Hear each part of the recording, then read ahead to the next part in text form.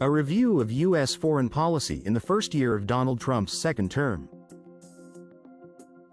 In a discussion on the NPR Politics podcast, reporters Tamara Keith, Franco Ordonez, and Greg Meyer looked back at the major foreign policy decisions made during the first year of President Donald Trump's second term. The conversation focused on Trump's repeated claim that he has ended 8 wars, and examined how closely that claim matches reality. According to the analysts, while the Trump administration has achieved some diplomatic successes, the assertion that 8 wars have been resolved is a significant exaggeration. Many of the situations Trump has cited were limited skirmishes, border tensions, or diplomatic disputes rather than full-scale wars. In several cases, negotiations were already underway before Trump returned to office. One frequently cited example is the long-standing rivalry between India and Pakistan. After brief exchanges of fire earlier in the year, U.S. Secretary of State Marco Rubio intervened and helped broker a ceasefire. Observers generally view this as a positive diplomatic achievement that prevented a dangerous escalation. However, the ceasefire did not resolve the deeper disputes between the two countries, it merely paused the fighting. A similar pattern appears elsewhere. Fighting continues in parts of Central Africa involving Congo, Rwanda, and rebel groups. In Southeast Asia, tensions between Thailand and Cambodia remain unresolved.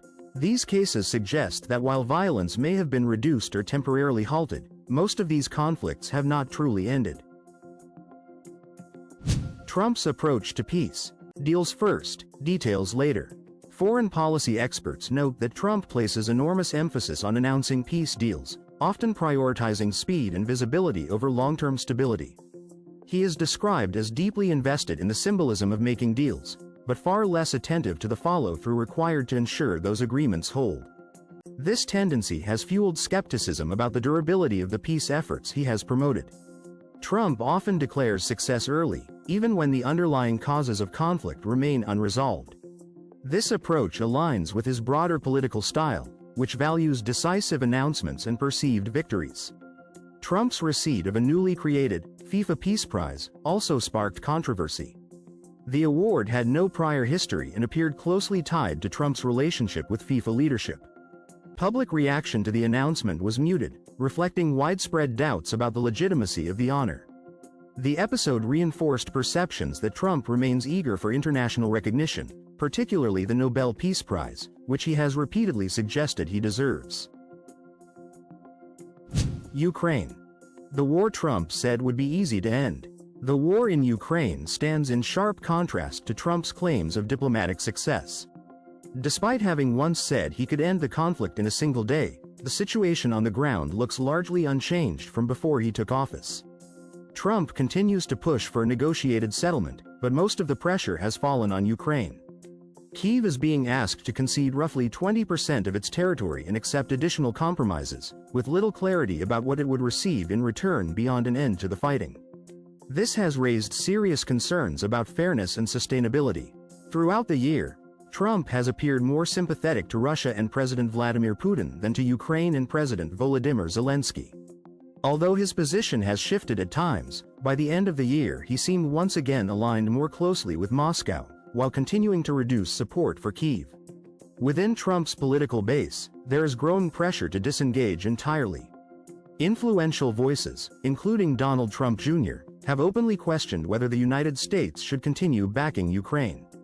While the U.S. still plays a diplomatic role, military and financial assistance has been sharply curtailed, with Trump repeatedly insisting that Europe should shoulder more of the burden. Israel and Hamas. A ceasefire without a settlement. The Trump administration did play a major role in securing a ceasefire between Israel and Hamas earlier in the year. The United States led negotiations and helped design the framework for the agreement after months of strong political and military support for Israel's campaign against Hamas.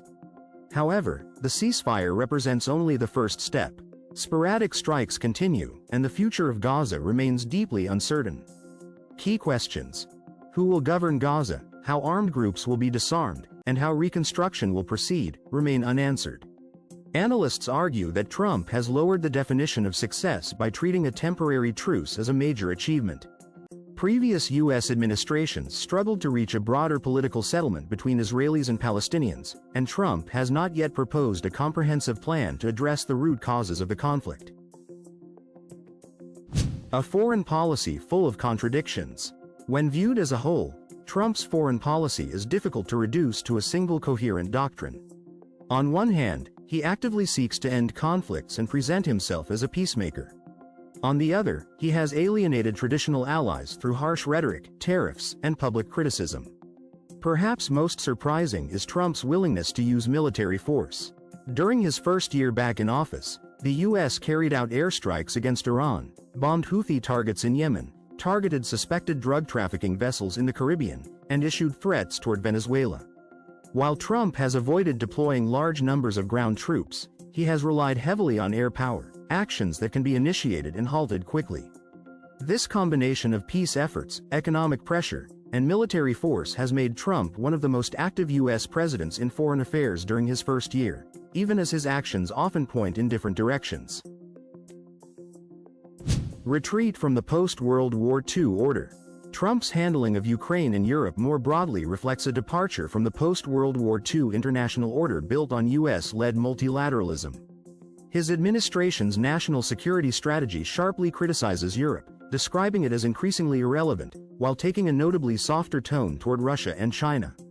The document suggests a world divided into spheres of influence, where major powers, Russia, China, and the United States, each dominate their own regions. This represents a dramatic shift from traditional U.S. policy, which sought to maintain global leadership across regions. In the Western Hemisphere, Trump has revived ideas reminiscent of the Monroe Doctrine, asserting strong U.S. influence over Latin America and the Caribbean. This perspective helps explain the administration's aggressive posture toward Venezuela, including strikes on suspected drug trafficking vessels and apparent efforts to pressure President Nicolas Maduro out of power. The first year of Donald Trump's second term reveals a foreign policy that is energetic, unconventional, and often contradictory. Trump promotes peace while expanding the use of military force, withdraws from global leadership while asserting dominance in nearby regions, and treats diplomacy as an extension of personal leverage rather than institutional strategy. Foreign policy, for Trump, is less about maintaining long-standing alliances or global norms and more about advancing what he defines as American interests, often in ways that align closely with his campaign promises and political instincts. Whether this approach will produce lasting stability or deepen global uncertainty remains an open question.